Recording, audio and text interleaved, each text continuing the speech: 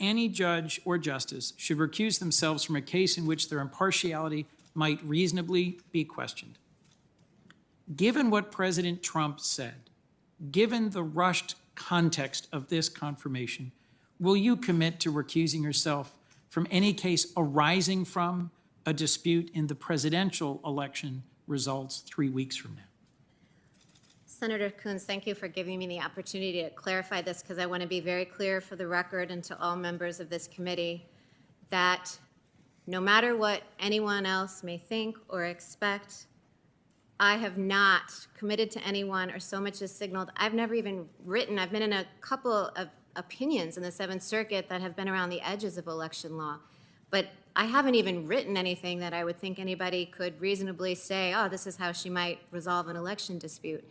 And I would consider it, let's see, I certainly hope that all members of the committee have more confidence in my integrity than to think that I would allow myself to be used as a pawn to decide this election for the American people.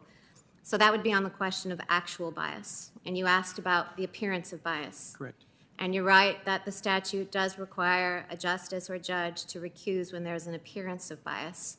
And what I will commit to every member of this committee, to the rest of the Senate, and to the American people, is that I will consider all factors that are relevant to that question, that requires recusal when there's an appearance of bias. And there is case law under the statute.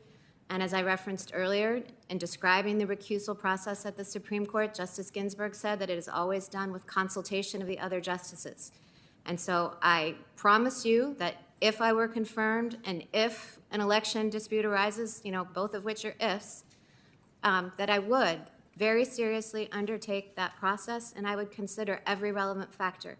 I can't commit to you right now for the reasons that we've talked about before, but I do assure you of my integrity, and I do assure you that I would take that question very seriously.